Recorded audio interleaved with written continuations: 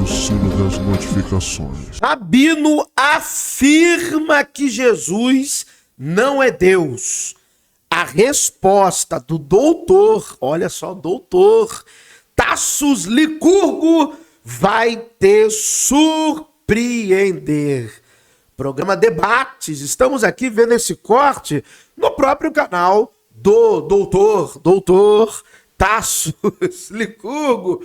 Pastor Tassos Licurgo vai dar uma resposta ao rabino que vai te surpreender. Então eu quero ser surpreendido. Eu quero ser surpreendido. Então vamos embora. Você já sabe como funciona, canal Verdades Ocultas da Bíblia. Vamos a mais um React/aula. Eu vou comentando daqui, vocês vão comentando aí. O link desse vídeo, desse corte, estará na descrição desse vídeo. E é claro, né? Se inscreva lá no canal do do pastor Tassos Licurgo. Vambora, vamos ouvi-los aqui então. Play. Ó, eu sou a parte imparcial. Eu não estou do lado do rabino. Eu não estou do lado do doutor, do pastor, do reverendo. Eu estou aqui, ó, como o imparcial. Então eles vão falando aí e eu vou comentando. Então, vambora. Play! Bom, eu me apego às várias cartas de Paulo que ele fala Deus e Jesus Cristo, quer dizer, na visão dele, para mim, não é Deus e Jesus são duas coisas, e os próprios profetas, Oséias 11:9 fala, Ani Kiel Veloish, Deus eu sou Deus, eu não sou homem. Aqui, o fato de fazer um homem, ele encarnou Deus, para nós isso é idolatria. Quer dizer, nós judeus vemos que mesmo cristãos evangélicos que não servem imagens, não servem estátuas, se você acredita que o Deus pode encarnar em formato de pessoa, também é idolatria, porque Deus não é homem. Então as escrituras não podem estar com as escrituras. Deus fala, eu sou único nos 10 testamentos, eu não posso vir em formato de homem. Oséias falou isso, 11:9, tem aí, Oséias, Ani. Eu sou Deus, não homem. Eu sou Deus e não sou homem. Então assim, e eu acho que até Paulo, eu não li todas as cartas de Paulo, mas Paulo toda hora fala, pode ver, quais foram as primeiras cartas de cá? Vocês sabem melhor do que eu. Coríntios, tal. Deus e Jesus, mas se Deus é Jesus, por que ele falava desse jeito? Rabinos. Ó, a argumentação do rabino está dentro de uma perspectiva do judaísmo. Então, beleza. O judaísmo não engloba o cânon do Novo Testamento. No judaísmo que sobrevive, né? A expressão do judaísmo sobrevivente hoje é oriundo do ramo sectário dos fariseus. É isso que gerou, né? Foi a base para o judaísmo que temos hoje.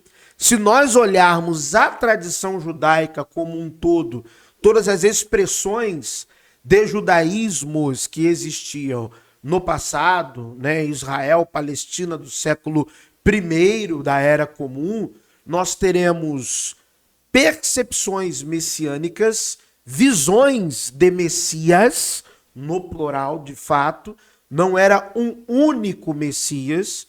Então você tem a literatura corânica, você tem a tradição, né, dos próprios fariseus, eles estão ali aguardando um Messias político, filho de Davi, da descendência de Davi, um Messias guerreiro, de fato, mas também existia as demais tradições, como a tradição do Messias, filho de José, Ben José, o Messias sofredor. Então, dentro da tradição judaica, são perspectivas messiânicas diferentes, não é o mesmo Messias. Tinha o profeta, tinha o Messias de Arão, que seria o Messias sacerdotal. E quando nós pegamos textos, como por exemplo os manuscritos do Mar Morto, mais especificamente regras da comunidade, nós vemos ali claramente os Messias sendo citados de maneira distinta. Filho de Davi, o profeta, e o Messias de Arão, que seria o Messias sacerdotal. Eu trato dos 5 tipos messiânicos, porque também tinha o Messias celeste, né? O Messias que se senta no trono, no céu, o Messias filho de Deus. Então eu trato destas 5 percepções ou visões ou tradições messiânicas no meu e-book, né? Os Muitos Messias em Jesus. Então, dentro da tradição, vê isso. O que sobrevive, esse judaísmo aí, que sobrevive, que tem toda a base talmúdica, Mishnah, Guemará, tradição judaica, é oriunda ali dos fariseus, é o que sobreviveu. Então eles aguardam um governante, filho de Davi, beleza? O cristianismo irá reinterpretar todas essas figuras messiânicas, se tornam uma só em Jesus. Lembrando que, deixando bem claro isso, na tradição judaica eram messias distintos. Tá bom? No cristianismo é que tudo se concentra em Jesus. Por exemplo, o Messias sacerdotal. Quem resolve esse problema? É o livro de Hebreus. O que você ouve na sua igreja, na escola bíblica dominical? Que Jesus é rei, profeta e sacerdote. Não é isso? Filho de Deus. Que ele veio morrer pelos pecados de muitos, das nações. Isso é tradição. Só que eram tradições distintas. No Apocalipse está o Messias celeste, o Cordeiro, o Messias que se assenta no trono de Deus, assim juntamente com ele, que vai trazer o juízo final. Esse é o Messias do livro de Enoque. Esse era um Messias, o celeste. Aí Jesus também, nos evangelhos, é filho de Davi, é descendente da casa de Davi. E também, nos evangelhos, especificamente até o evangelho de Lucas, nos seus momentos finais, demonstra, aliás, melhor dizendo, no seu momento já ressurreto, que ele ressuscitou, ele demonstra que ele havia de padecer conforme diz a Escritura. Qual a Escritura? Claro, de forma literal não existe. São alegorias, interpretações que se fazem no Antigo Testamento. Entendeu? Ele é o Messias sofredor, ele é o filho de Davi, ele é o profeta. Ele é o profeta, que é ver de vir, aquele que Moisés falou. Ele é o profeta. Ele é o Messias sacerdotal, ele é o Messias celeste, ele é os 5 Messias em um. Entendeu? Sofredor, filho de Davi, sacerdotal, o profeta e o Messias celeste. Eu trato com todos os textos da tradição no meu e-book, Os Muitos Messias em Jesus. Então, o Tassos vai estar falando da perspectiva do Novo Testamento, e o Rabino do Antigo Testamento. É isso que você está vendo. A cabeça, às vezes, do crente fica meio confusa. Primeiro que ele não conhece os textos que falam dos Messias. Ele não conhece. Para ele, ele pega ali o Antigo Testamento Novo, junta o sanduíche e ele acha que todo o problema está resolvido, até porque ele nunca vai estudar esse tema com o referencial teórico bibliográfico adequado. Ele não sabe disso. Até porque se ele estudar isso, vão dizer na igreja dele que é heresia, que ele está se desviando. E também crente não tem muito interesse por estudos, não. Ele tem interesse pelos estudos que alimentam e fomentam a religião dele, de viver em círculos, né? Dentro da bolha, ali dentro do galinheiro, ali, sem botar a perspectiva de vida que tem além disso aqui. Então esquece isso, tá bom? O judaísmo se fecha na perspectiva do que era basicamente o farisaísmo. Então é isso que você está vendo aqui. Então estou explicando para você, para a gente conseguir prosseguir, e eu vou te dar mais informações, tá bom? Então vamos lá. Se o argumento que o senhor coloca é de criticar a idolatria, nós estamos juntos. Nós somos radicalmente contra a idolatria. A idolatria não é de Deus, não é correto, nós estamos radicalmente contra isso. Jesus, eu digo, pode ser louvado, adorado, porque ele é Deus. Ele é o Deus encarnado. Se você olhar em João, no capítulo 1, verso 1, diz assim: no princípio era o Logos estava com Deus, o Logos era Deus. Esse no princípio não está aí por acaso, porque essa biografia de Jesus coloca o Logos, que é Jesus, conforme nós já vimos em João 1,14, lá em Gênesis 1,1. Não, isso aqui é mentira, tá? Isso aqui é apologética, é mentira, eu vou explicar por quê. O que você vê em João é praticamente uma teologia helenizada, uma teologia helênica, uma síntese entre a perspectiva mística judaica e a filosofia grega. Logos, a ideia do logos como uma partícula primordial, geradora de todas as outras coisas, que dá início a todo o resto, uma matéria, como se fosse uma matéria, a partícula primordial, que vai dar início a todo o resto, isso vem de Heráclito. Isso não vem de João, isso vem de Heráclito. E entender o logos como uma manifestação de Deus na realidade, através de uma via judaica, Fílon de Alexandria também já havia feito isso.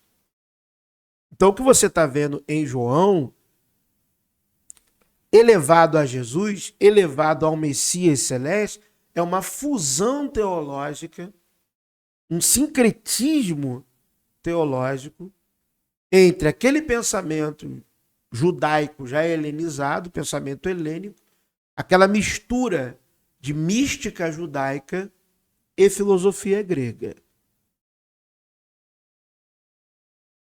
Heráclito. Você pode ler Heráclito, Fragmentos da Natureza. Estou te dando o nome.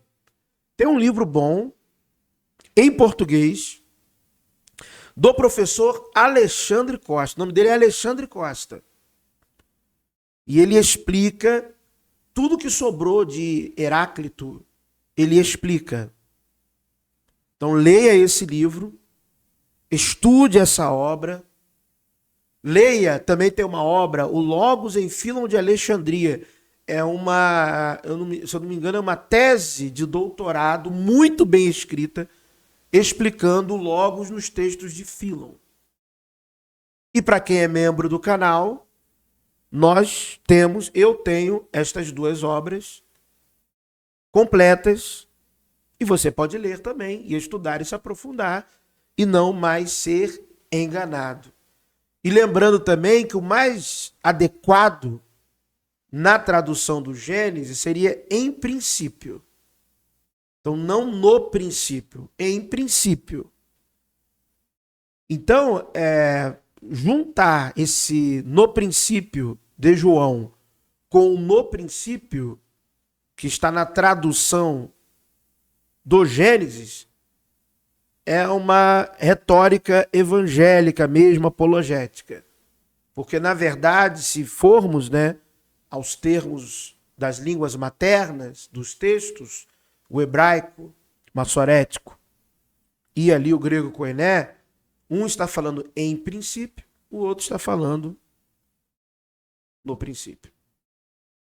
Aliás, tem gente até que falaria também que em João não seria necessariamente no princípio, mas aí não é muito a minha área, eu não vou aqui ficar discutindo isso. Eu vou falar aquilo que já está consolidado pela literatura especializada, que está consolidado. Se alguém tem divergência, escreva um livro, escreva um artigo científico, escreva uma dissertação de mestrado, uma tese de doutorado e mostre que você sabe mais que todos os outros exegetas. Então a questão é essa. Porque em Gênesis 1:1, que é Bereshit, o primeiro verso de Gênesis é: no princípio Deus criou os céus e a terra. Então Jesus ele nem vem a aparecer no Novo Testamento. Para nós cristãos, Jesus já está antes da criação do mundo. No princípio, Deus criou os... Então, isso é importante. Agora eu gostei da honestidade do Tassos. Para os cristãos. Não é para o judeu, não é para o hindu, não é para nada. Para a sua religião, para o cristianismo. Que isso tem que ficar muito bem registrado. Nenhuma religião é superior à verdade. A sua religião, ela é verdadeira para você. Ela é a verdade para você. Ela é a verdade no seu conjunto e construção de valores, de vida. Agora, falar que os dogmas da sua religião são as verdades universais, isso é de uma loucura, de uma maluquice que não tem nem subsídio na realidade. Porque se a sua religião fosse tão verdadeira, todo o mundo aderiria à sua religião. Como não é assim que funciona, então o cristianismo ele pode ser verdade para mim, na minha cosmovisão. Então, isso aí, muito bem colocado. Para nós cristãos. Então, para os cristãos, é isso. Mas, se eu fizer um estudo exegético, histórico, até hermenêutico, pode ser hermenêutico também. Jesus está no Gênesis? Não, né? O escriba, quando ele estava fazendo o texto, ele estava com pensamento. Poxa, é uma questão de você ser adulto, né? Ser maduro, né? Aí quando você entende isso, os apologetas, eles têm outra questão para te falar. Não, olha só. É porque é uma revelação progressiva. Ah, e você de novo acredita em revelação progressiva. Aí, se você se aprofundar mais ainda e falar, não, mas calma aí, poxa, mas essas formulações aqui que eu estou vendo no Gênesis, na verdade, guarda tradições politeístas, guarda tradições de formulações, não de uma revelação especial, mas daquilo que já se pensava naquele mundo antigo, antes até da escrita do livro do Gênesis, antes da existência da língua hebraica, que nós temos ali o proto-hebraico, vamos dizer assim, a evidência mais antiga é ali do calendário de Géser, século X, antes de Cristo, antes da Era Comum. Não, mas a apologética vai ter uma resposta também para você. Não, é que o autor está escrevendo por inspiração. Então ele está revelando Cristo sem saber, porque ele está inspirado. E é por isso que a revelação é progressiva. É Deus falando através do cinzel, da pena, da caneta, do lápis do autor. E aí essa revelação ela se torna plena no Novo Testamento. É isso que o apologeta vai falar para você. Em suma, é isso. Mas é isso, de fato? Não, né? Você vai olhar, você vai ler, você vai assistir as minhas videoaulas aqui, antes dessa fase de React, né? Que agora é até React / aula que eu estou fazendo, né? Você vai olhar, não tem como ser uma revelação progressiva se os atributos de Yahweh, de Javé, eu já vejo esses atributos, esses títulos, esses epítetos nos deuses do panteão cananeu. Então não é revelação. Se fosse revelação, era algo exclusivo dele de Javé, dele. Mas não. E outra coisa, né? Cadê o versículo do Antigo Testamento que fala de maneira literal que Deus tem um filho divino, que Javé tem um filho divino? Não tem, né? O versículo do Antigo Testamento, de maneira literal, que fala que Javé tem um filho divino e que o filho divino de Javé também é Deus. É Deus, é ele próprio. Ele é o seu próprio filho. Você não tem. Entendeu? Eu falei aqui num dos últimos vídeos que eu gravei, a maioria dos cristãos não sabe o que está fazendo. Ele só está ali dando a religião, seguindo o baile.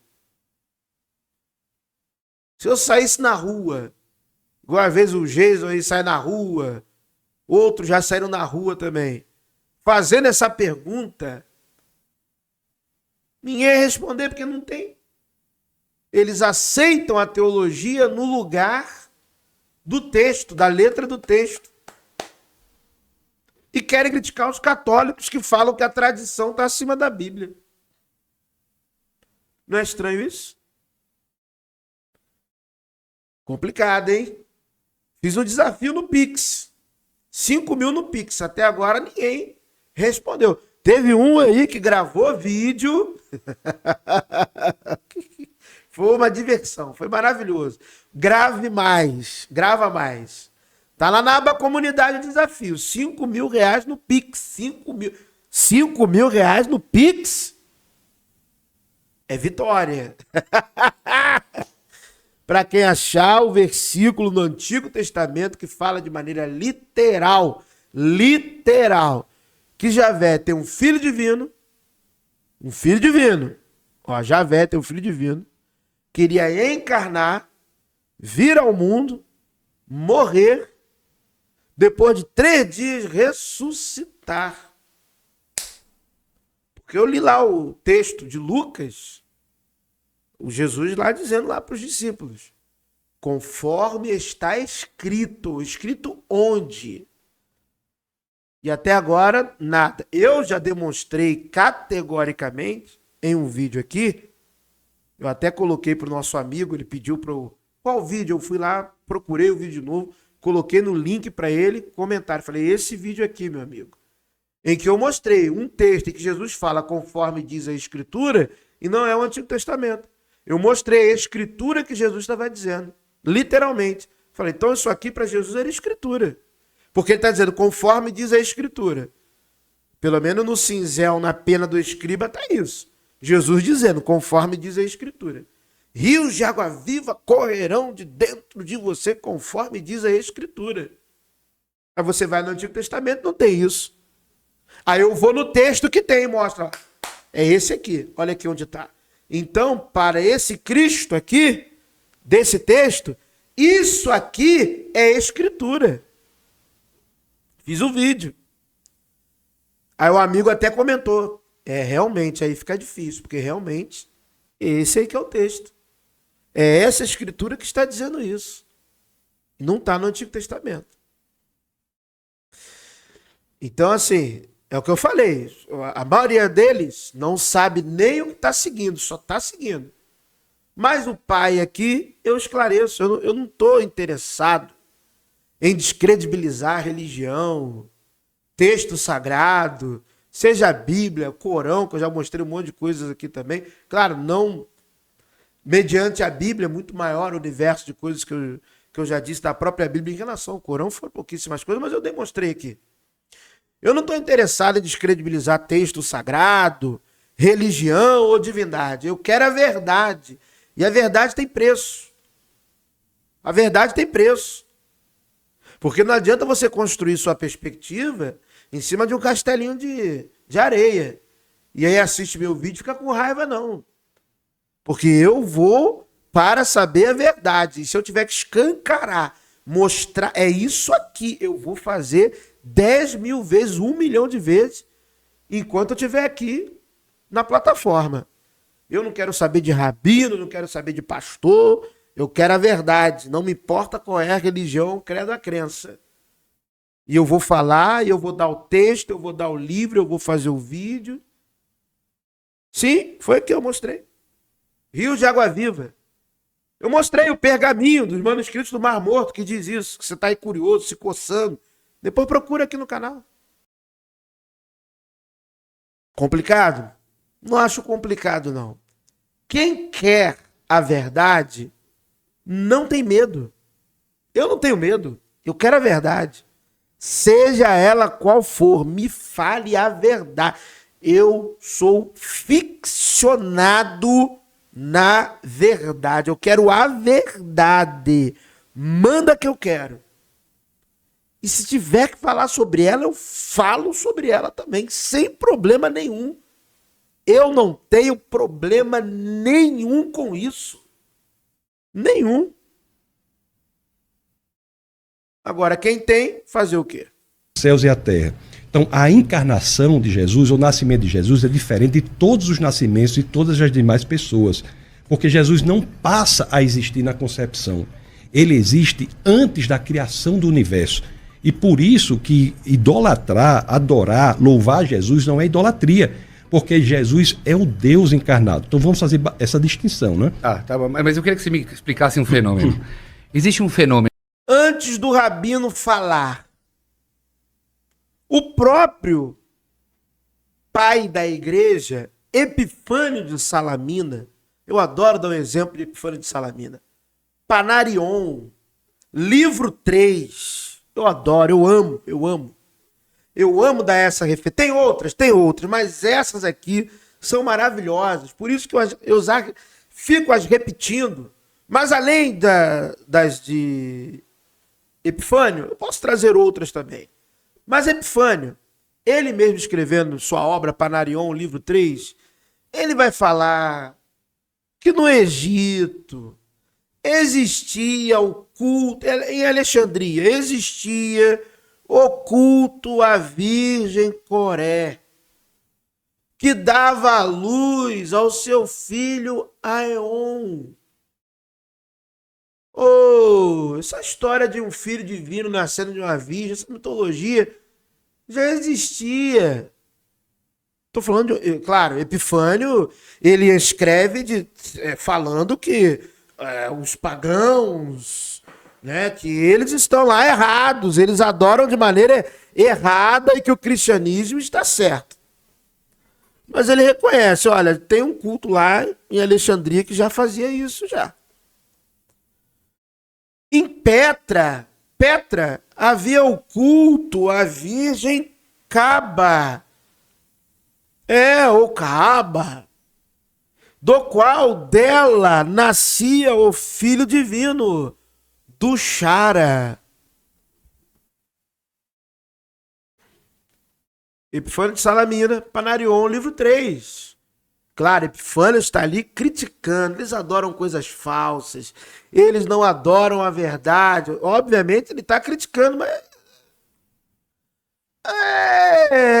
porque eram cultos, né, que estavam concorrendo com as ideias que eram as mesmas no culto cristão. Não era uma novidade. Não era uma novidade. Imagens semelhantes, que têm pontos de contato, ainda que menos do que estas duas tradições, tem a ressurreição de Ates, por exemplo. Que eu já tratei aqui também no Verdades Ocultas da Bíblia, a ressurreição de Ates. Então, não é assim, para o cara da EBD, da escolinha bíblica dominical, o cara que não estudou religiões comparadas, o cara que não estudou história e teologia das religiões, que nunca leu um bom manual de mitologia, né? Ele se deixa iludir por essa narrativa que é simbólica, e a religião, ela quer impor como algo literal. Aliás, eu sinceramente, eu vejo claramente que os próprios textos dos evangelhos, eles deixam muito claro que a questão é simbólica. Tem muitos elementos que são simbólicos, tem muitos elementos que são de pontos de contato com o imaginário mitológico daquele mundo helenizado, do Império Romano. Mas, 2000 anos depois, sem o mínimo esforço de vontade de estudar, ou minimamente de conhecer o que eu estou dizendo aqui, porque veja bem, diferente de outros colegas aqui produtores de conteúdo, eu sempre estou me preocupando em dar nomes de livros, eu sempre estou me preocupando em dar referências para que você possa ler, pesquisar. Poxa, em tempos de inteligência artificial, a gente tem que ser cada vez mais preciso nas informações, porque a régua de aferição do nosso público vem subindo. E por isso que eu me sinto feliz e cada dia vendo o meu trabalho sendo elogiado aqui por vocês. Porque eu tenho essa preocupação, muito antes desse boom de inteligência artificial, de falar informações que minimamente você consegue verificar, encontrar. Os dados que eu vou fornecendo, você consegue ir indo atrás e tateando e verificando a fonte, encontrando referências bibliográficas que falem sobre aquele tema. Isso não quando eu mesmo vou lá e dou uma referência bibliográfica, 2, 3, 4, 5 referências bibliográficas. Então, calma aí. Não estou do lado do Rabino. Não estou do lado do Tassos. Não estou do lado nem do César Cavalcante, que está ali em silêncio. Eu estou aqui para esclarecer, para trazer luz. Olha aí, ó. Vambora. Que esses que acreditam em Jesus, e quando Jesus nasceu, ele não era Deus. Ninguém falava que ele era Deus. Ele era um menino especial, ele foi revelado como um Messias. Aliás, no começo nem podia falar, nunca entendo isso também. No começo ele fala, guarda em segredo, guarda em segredo. Então ele primeiro era um Messias. Nunca falavam que Jesus, quando ele nasceu, ele era filho de uma virgem concebido por Deus. Isso veio 50 anos depois. E 300 anos depois nasce um Jesus Deus. O que eu vejo? Uma idolatria começa pequena. 300 anos? Não entendi o 300 anos. Ele está falando do Concílio de Nicéia. Nicéia. Isso. Então assim, que quando Jesus nasceu, ele não era chamado Deus, ele era chamado Messias. Passa um tempo depois, ele é chamado o filho da Virgem, que isso nunca foi falado quando ele estava vivo. Passa mais uns séculos e ele vira Deus. Aonde eu quero chegar? Uma idolatria começa pequena. Eu sim acho que isso é idolatria, porque ela começa pequena até o ponto que o próprio humano vira Deus. E aonde eu quero chegar? Como você me explica esse fenômeno que tantas pessoas adoram Jesus e uns acreditam que ele é o próprio Deus de Bereshit? Outros acreditam, não, ele não é Deus Pai, ele é Deus Filho. Outros acreditam, não, ele é uma trindade. Então fica muito complicado, é tudo embaixo de uma mesma pessoa. Que na minha visão é que quando uma pessoa vem e desvirtua dos caminhos do Velho, do Único Testamento, ele abre margens para pessoas acharem, eu sou Deus, eu sou filho de Deus, eu faço parte de uma trindade e tudo tal. Como se me explica isso, que o mesmo Jesus consegue criar protestantes e católicos? Não bate isso para mim. Jesus não criou nem protestantes e Jesus não criou nem católicos. Jesus criou o caminho da salvação. Ele, por ser Deus, ele sendo filho de Deus, ele se fez filho dos homens para que nós, filhos dos homens, pudéssemos ser feitos filhos de Deus. É aquele blá blá blá do Tarsus muito chato, né? Mas tudo bem. Que só engana crente mesmo. Mas eu vou deixar o Tarsus continuar falando, nem vou interrompê-lo porque já não vale mais a pena. Mas no sentido do Rabino, o Rabino também é confuso. O Rabino quer criticar algo no cristianismo, que são as divisões e as diferenças de entendimento teológico, que o judaísmo era pior ainda. Ô, Rabino, você está de brincadeira, né? Fariseus, saduceus, essênios, zelotas, sicários e outros subgrupos ainda. Ô, Rabino, você está de brincadeira, né? Aí não dá também, né? O seu argumento é esse? Poxa. Aí você tem talmudistas, cabalistas. Ô, Rabino. Ô, Rabino. Rabino. Me ajuda também, né? Não casa, não bate também. Aí não é fundamento para a crítica do cristianismo. E essa ideia de que um Deus que encarna, se faz homem, não é do judaísmo. Ponto. Isso não existe no Antigo Testamento. Isso é uma criação, uma invenção cristã, e é isso mesmo. Jesus era visto como um Messias primeiro, depois vai vir no século II o debate, Justino e Trifão. Você vai ter esse debate. Você vai ter já ali, não é filho da Virgem, filho de Pandira e não sei o quê. Isso não está só no Talmud, não. Isso já está ali, ó.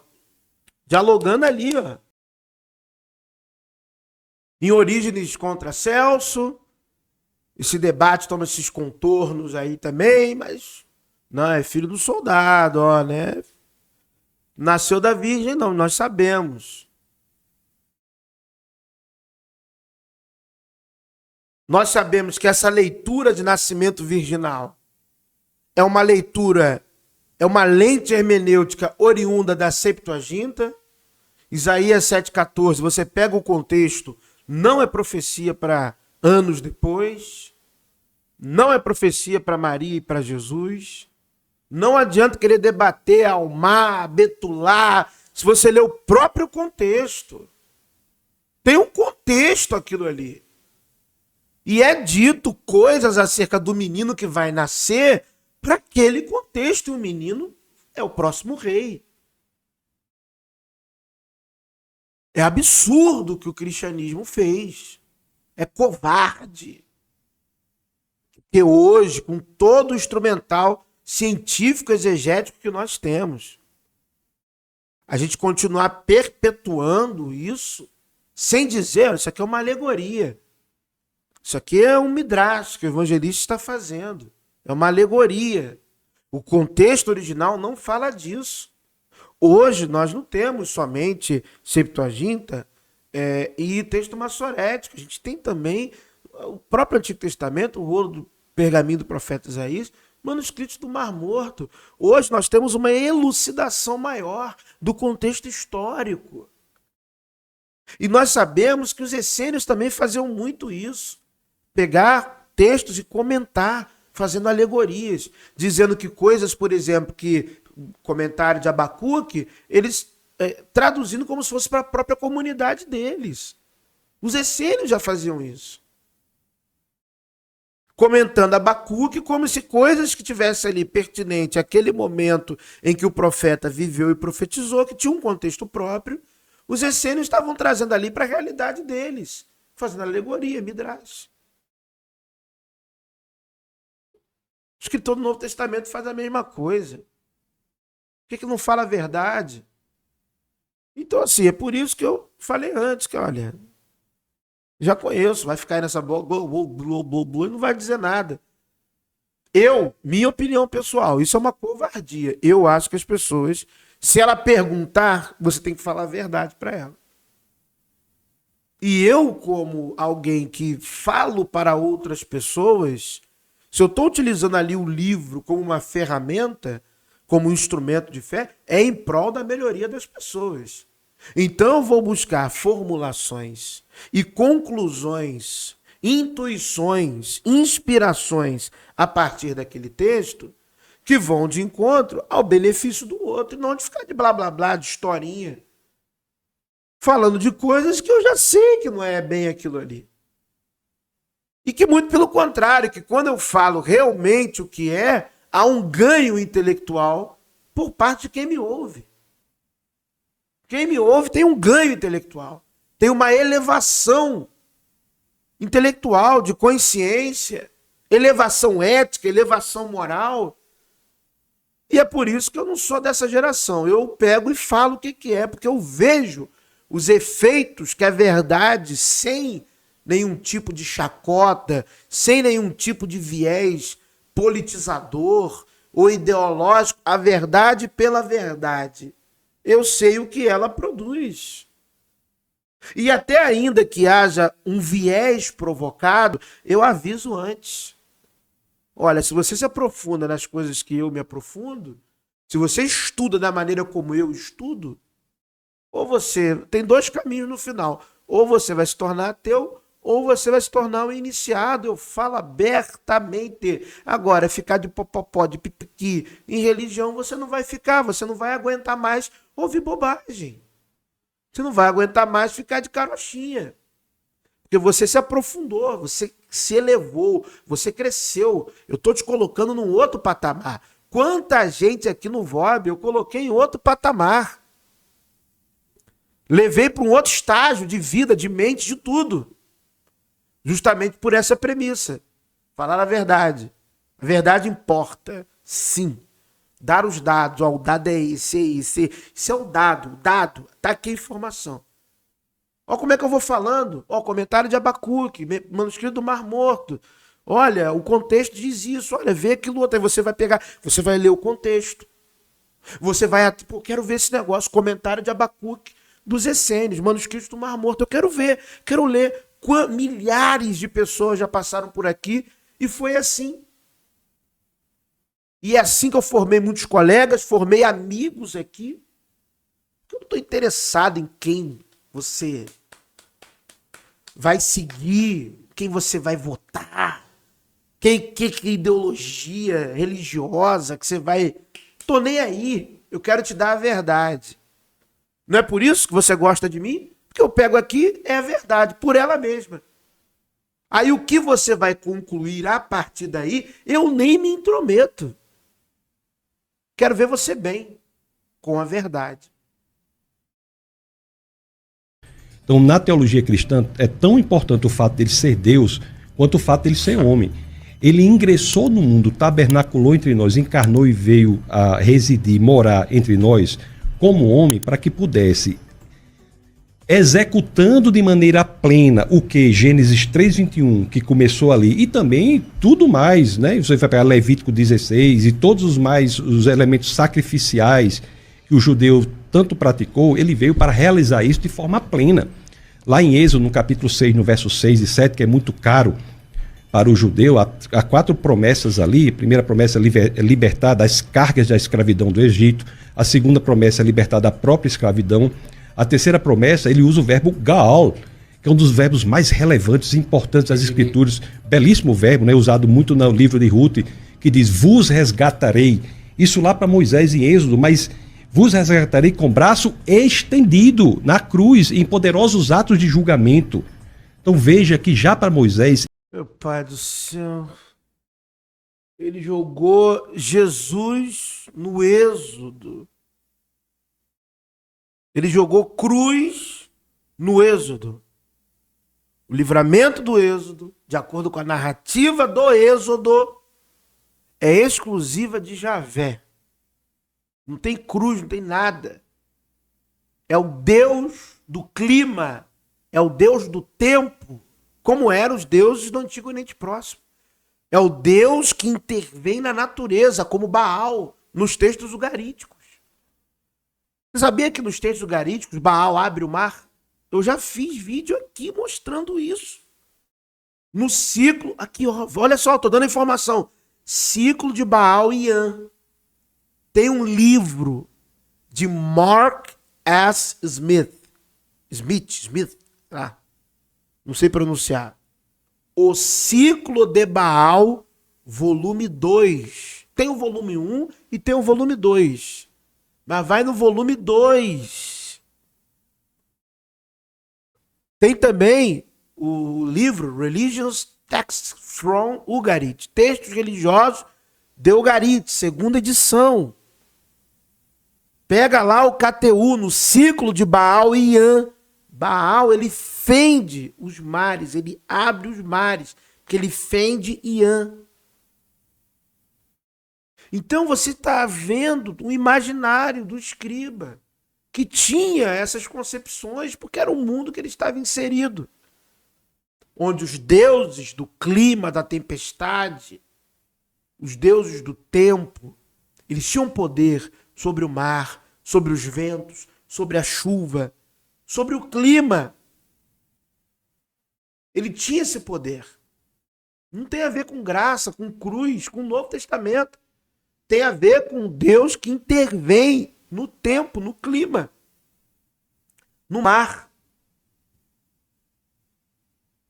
É isso, esse é o Javé do Êxodo. Ele abre o mar. Entendeu? Ele envia o vento. Como é que o Mar Vermelho se abre? Um vento oriental que sopra a noite toda. Moisésinho lá estende o cajado. É um vento oriental sopra a noite inteira. É o vento soprando. Não foi instantâneo igual no filme. Porque esse era o imaginário dos deuses do clima naquela época. Aí ele envia a coluna de nuvem durante o dia. Coluna de fogo durante a noite.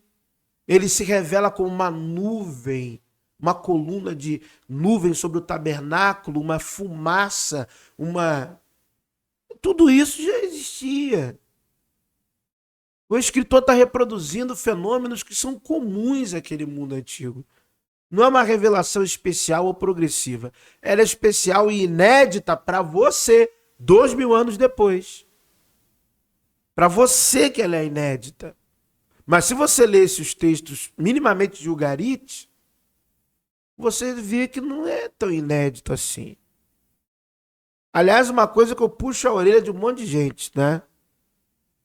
Não adianta você ler os textos ugaríticos se você nem nunca leu o Antigo Testamento. Você não vai saber fazer os paralelos.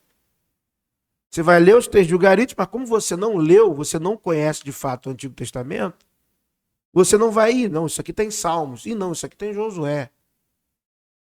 Mas o pai está aqui, o pai sempre faz isso para você. Com quem que você descobriu? Onde já existia a história de Jericó, nos textos do Ugarit? Comigo, no Épico de Quirete. Foi ou não foi?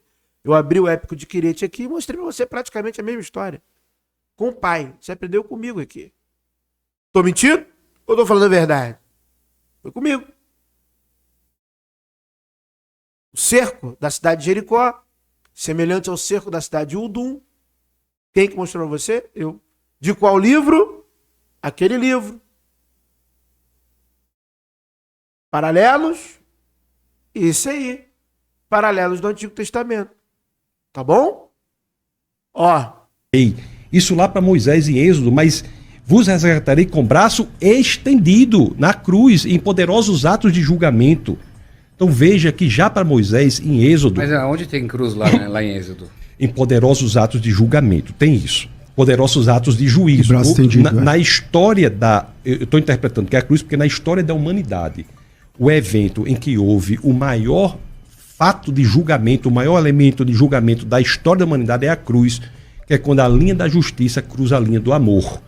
Então a terceira promessa é essa, e a quarta promessa está em Êxodo 6:7, quando ele diz que se tornará, né, teremos um só Deus e um só povo. Então quando nós vemos essas quatro... Os chineses foram julgados sem saber. Os astecas, os índios brasileiros, os maias, as tribos norte-americanas, os vikings, como é que era aquelas tribos lá, australianas, como é que era o nome lá? Esqueci. Todos que não tinham a mínima noção do que estava acontecendo naquele pedacinho de terra árida, desconhecida, um lugar sem valor material algum, era apenas rota para o norte da África, rota para a Arábia, rota, né, para quem sai da África, da Arábia e vai para a Anatólia. Aí aquele pedacinho ali, de maneira totalmente desconhecida para todas as pessoas, acontece um ato dentro da conjuntura do Império Romano que julgou toda a humanidade. Você entendeu como é que teologia é um negócio... Você sabia que o núcleo original da questão era que o sacrifício desse apenas a origem à mensagem, a mensagem chegasse. Aí em cima da mensagem, criaram toda uma teologia com uma série de coisas. Não, porque aí o sangue dele é que te purifica de todo pecado, aí você tem que crer. Quem não crê, não for batizado, será salvo. Isso já é um acréscimo no final longo de Marcos. E ser batizado em nome do Pai, do Filho e do Espírito Santo também é uma fórmula que não tem nos pergaminhos mais antigos. Será batizado a princípio em nome de Jesus. Toda uma construção para amarrar que você tem que ser daquela religião começa a ser construída nos textos. E aí quando você pega núcleos mais originais do que seria de maneira incipiente essa narrativa, era a mensagem só. A mensagem. Não tinha todas essas formulações teológicas. Isso veio posteriormente. Como o Rabino estava falando ali. Pô, era Messias, aí depois virou filho de Davi, depois virou filho de Deus. Os caras brigavam no concílio. E quando eu falo brigava, eles não brigavam só de bater boca, não. Era de um querer exilar o outro. E fizeram isso. Isso está na história. De exilar o outro, de querer agredir o outro. Isso é histórico. Se era de fato, por que precisava ter essa disputa? E por que então o Espírito Santo se calou em meio a essas disputas? Por que o Espírito Santo não iluminou a todos? Porque tudo vem na cabeça do homem, todas essas formulações teológicas.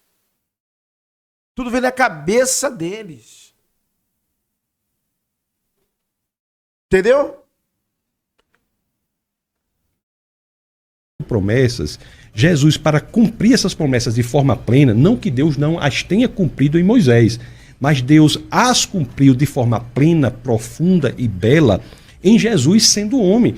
Porque quando Jesus vem como homem e morre em nosso lugar, ele nos resgata.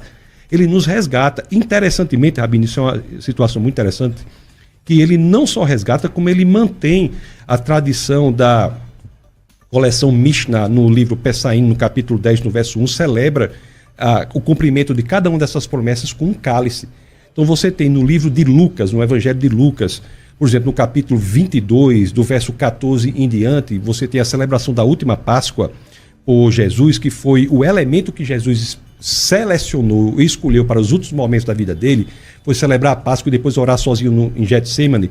E lá está escrito pão, não matzá.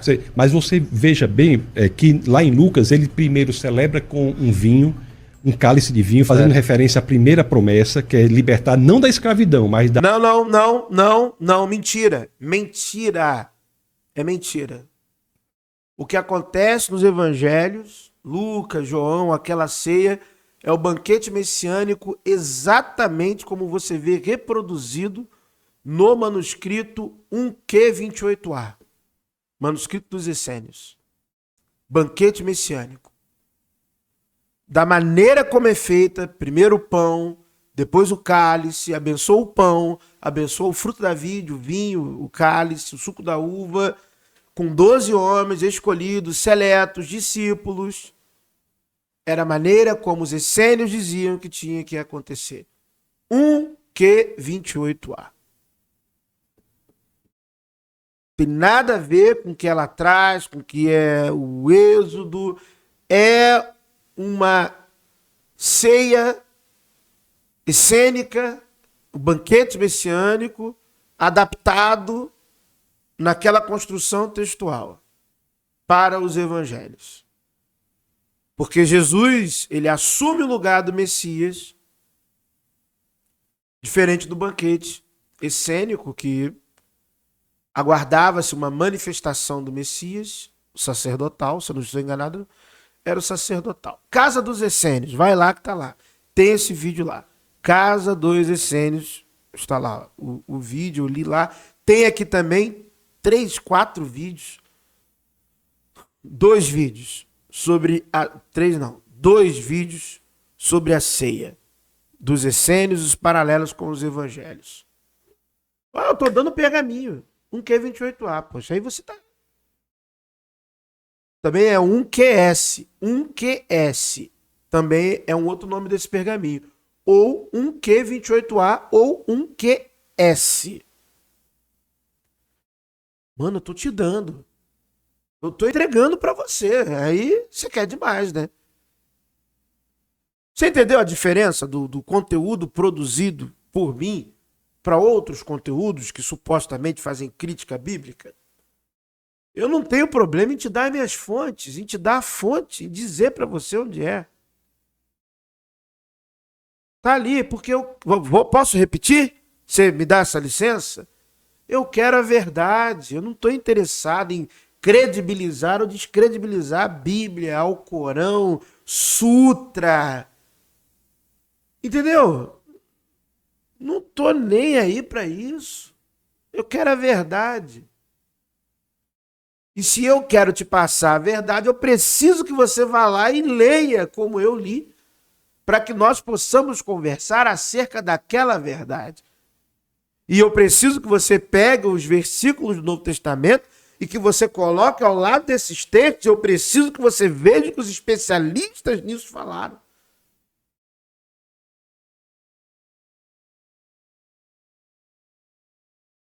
Porque depois isso vai evoluir no cristianismo. A festa ágape. Festa do amor.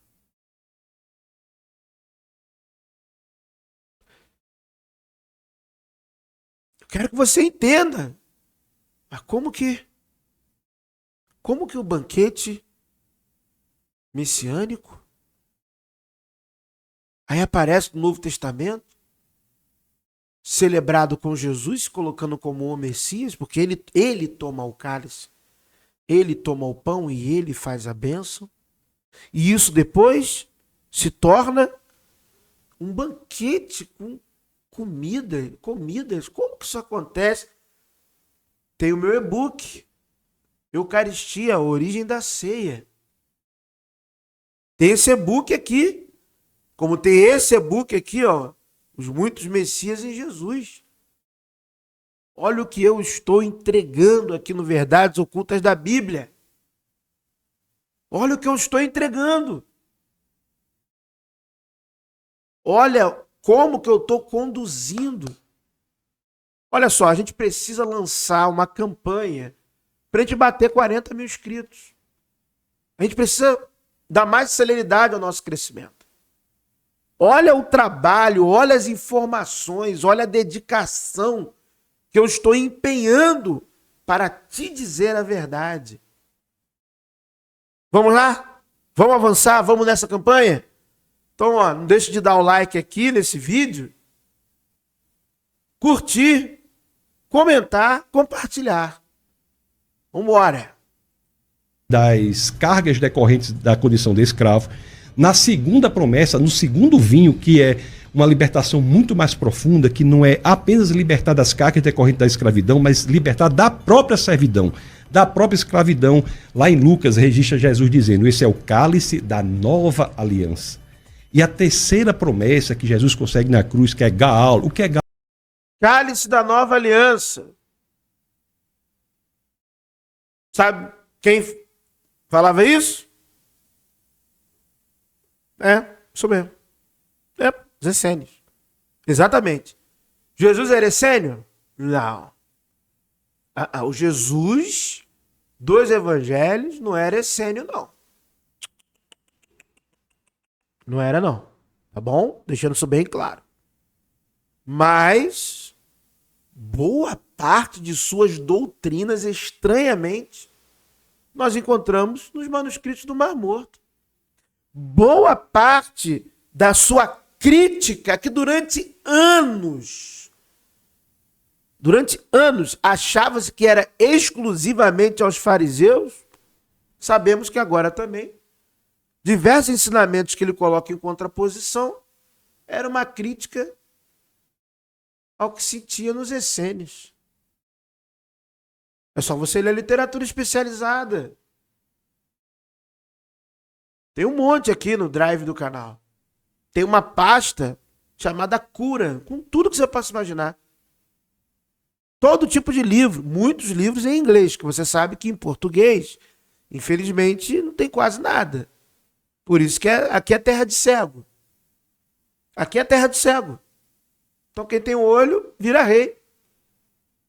Em inglês, meu amigo, esse tema já está lavado, centrifugado, já botaram a roupa para estender e estão lavando de novo. Só nesse país de terceiro mundo, que infelizmente o conhecimento, até a educação formal, é negada ao brasileiro, você imagina a religiosa. É que a gente está discutindo essas coisas do tempo da pedra. Fazer o quê? Mas no Drive aqui, torne-se membro do canal, tem vários livros, diversos PhDs para você, ó, se aprofundar nessa temática. Vambora. Gaal. Deus dizia assim: eu pagarei o preço que for necessário para comprar você de volta para mim, você que já era meu e foi alienado a outrem. Fazendo uma analogia perfeita com a questão das terras no livro de Ruth, por exemplo. Então Jesus vai e paga o preço que é necessário para comprar de volta para si o que já era dele e foi alienado a outrem. E é muito interessante, isso é um fato muito curioso, que nós vamos para outra biografia de Jesus, que é o Evangelho de João.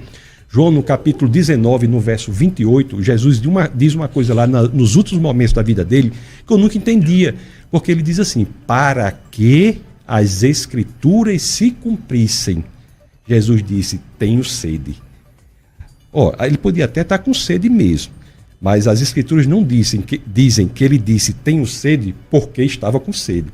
A causa de Jesus ter dito tenho sede, de acordo com o biógrafo João, foi para que a escritura se cumprisse. E o verso subsequente a isso que eu falei o verso de João 19, no verso 28, o subsequente, que é 19, 29, diz que aquela história que havia lá uma vasilha de vinagre e colocaram uma esponja, vinagre do francês, vinagre, que é vinho agre, vinho azedo. Havia uma vasilha de vinho azedo, colocaram uma esponja no vinho azedo e levaram à boca de Jesus. E as escrituras deixam claro, tendo-o provado, Jesus disse, está consumado.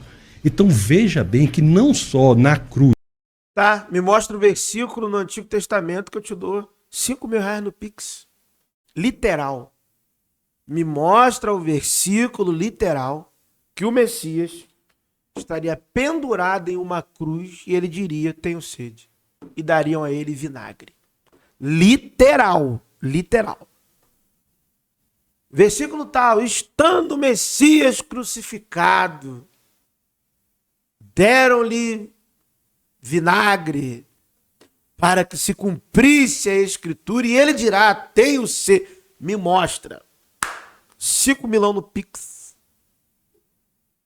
Eu faço, pô, do meu bolso. 2 desafios já, eu tô no segundo, hein? Agora, eu já mostrei alguns no grupo. Também, outros, eu já fiz um vídeo. Também se eu ficar fazendo sempre, daqui a pouco conteúdo, que são poucas vezes que isso se reproduz. Mas eu já fiz vídeo, olha, é bem... É esse texto que tá mais ou menos aqui, ó. Esse, e fora os outros textos que ninguém sabe onde tá. Simplesmente a literatura apócrifa ou pseudepígrafa se perdeu. Jesus citava esses textos e nós não temos acesso.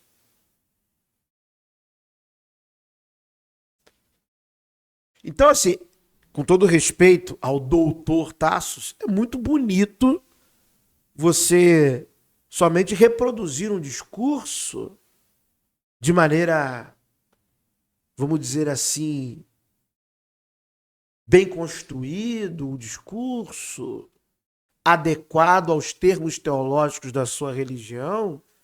Só que para uma pessoa mais instruída, uma pessoa mais... Mano, você tá numa enrolação, porque é uma série de coisas sem lógica para que se cumprisse. Como o Rabino falou, mas educadamente não deu continuidade, porque eu também ia achar um saco se eu tivesse ali. Por isso que eu falo, eu não sirvo para debate. Porque ou eu vou para ganhar o debate, e aí não se ganha debate, você sabe, né? Tentando convencer ninguém ou dando argumento lógico. Senão Arthur Schopenhauer não teria escrito um livro, 38 estratagemas para vencer um debate. Ou eu ia ficar ali de saco cheio e ia perder o debate mesmo. Porque eu tenho que ouvir 5 minutos de ladainha, 3 minutos de ladainha, que eu precisaria de 30 minutos só para responder, às vezes, a 1, 2 ladainha, e ladainha em cima de ladainha. Quando eu tô lá, pô, eu quero esclarecer o público, eu quero levar as fontes, eu quero falar a verdade pro público e... Boró, galó. No início, porque no lugar, não sei o que. Aí eu tenho que ficar... A pessoa, imagina, se eu tô lá e gravando da forma que eu tô... Não tem como. Impossível. Não dá. Isso, que é a expressão genuína, profunda e mais bela da promessa feita, da terceira promessa feita de Êxodo 6,6, ao cumprimento ali na cruz, mas Jesus também mantém a tradição judaica. Jesus é o judeu mais puro que houve. Muito bom corte para nós comentarmos aqui, é claro, e vamos à melhor parte aqui. Vamos aos comentários, que é a melhor parte... Em 2000 anos, primeiro aqui, ó, não mudou nada. Eu concordo com você. Eu vou até curtir seu comentário. Continuam colocando Deus na caixinha que fizeram para ele. Não tem como curtir 2 vezes não, né? Somente pelo Espírito Santo. Eita glória. Eu creio. Poderemos perceber e aceitar Cristo como o único e suficiente Salvador. Isso aqui é calvinista, isso aqui, cuidado, hein? Vai escorregar aqui. A nós, os pequenos, que verdade nos tem. Ih, rapaz, não entendi mais nada. Está sendo revelada a cada dia a vírgula. Ih, caramba, tá bem confuso.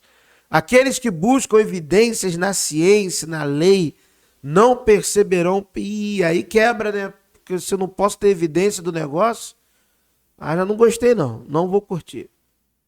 Assim disse a palavra do Senhor. Eu sou o alfa e o ômega, o início, o meio e o fim. Quem é a Trindade Santa? Rabino vai pedir... Isso aqui, coitado, isso aqui. Que perdido. Perfeito. Torcida, né? Ninguém tem pensamento crítico aqui, não. Só um. Não é possível. E Jesus não é Deus mesmo. Ih, caramba. Chutou o balde aqui. Se o fosse, não estaria à destra de Deus. Olha, pensamento crítico. Não teria pedido para o Pai perdoar os que... Olha, aí, rapaz. Olha só, hein? Ele próprio já disse que não é Deus. Olha aí, rapaz. Ó, pensamento crítico, vou curtir. Pensamento crítico. Pensamento crítico eu vou curtir. Esses rabinos judeus irão idolatrar o anticristo. Ih, anticristo não existe não, para com isso. Jesus não é Deus, e sim o Filho, o Messias. Dentro da perspectiva seria mais justo, né? Lindo, o dom da sabedoria. Apenas com o dom de Cristo, sabedoria, Sofia, se consegue debater. Ih, rapaz, que coisa horrorosa. Se debater com o judeu. Eu vou curtir isso não, isso é coisa de maluco. Esse Licurgo é muito inteligente. Mas quando é para defender a Trindade, todo trinitarista vira bobo ou hipócrita. Que isso, rapaz?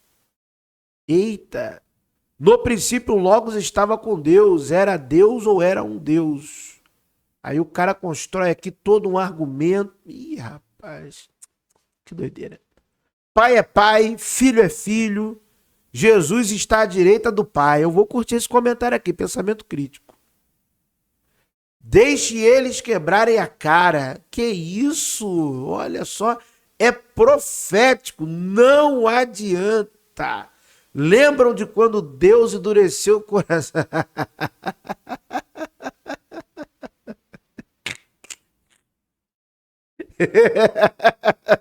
Faz isso não, cara. Faz isso não. Vambora. Não se discute com judeus. Que isso? Tem muita gente doida. Falta ao Tassos mencionar os milagres em todo lugar do planeta. Em todo lugar. Eu também quero saber. Feitos em nome de Jesus. Eu também quero saber. Eu quero saber. Rapaz... Pra que essas thumbs, Tasso? Pra dizer que o judeu gritou. Eu também achei estranha a thumb.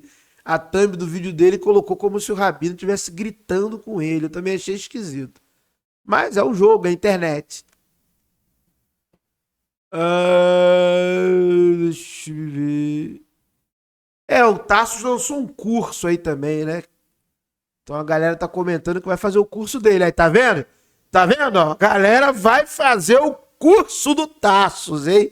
Curso de sofisma cristão.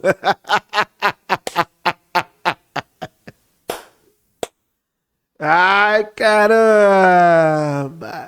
Esse Tassos está por fora. Achar que Jesus é só a mesma pessoa tem que ser muito sem noção. Eu vou curtir. Interessante o posicionamento do Rabino. Mais ou menos também. A ignorância traz cegueira. Caraca, cegueira. Caraca, dá uma olhadinha depois como é que você escreveu cegueira, meu amigo. Quebra essa pra gente aí, por favor. O versículo que ele citou, onde diz que Deus disse que ele não é homem, Deus se expressou, claro que ele não é homem, mas com i. Em nenhum momento ele disse que não poderia se fazer carne, Jogou um acento circunflexo. Desculpa. Eu sei que às vezes digitando rápido pode acontecer, mas aqui foi demais. Deixa pra lá.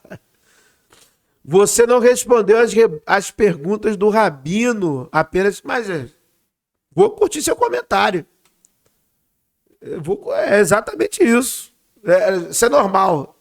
O Tassos é mestre em fuga. Para com essas thumbs, irmão, pelo amor de Deus. Ah, mas aí também é o jogo, né? O Longos era o espírito, deve ser o Logos, né? Sincretismo, Deus é Deus, Jesus foi criado pelo homem. Eita ferro.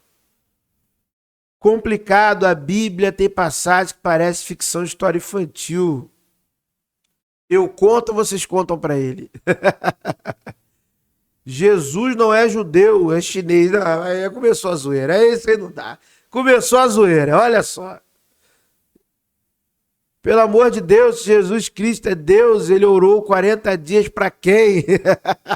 Eu vou curtir.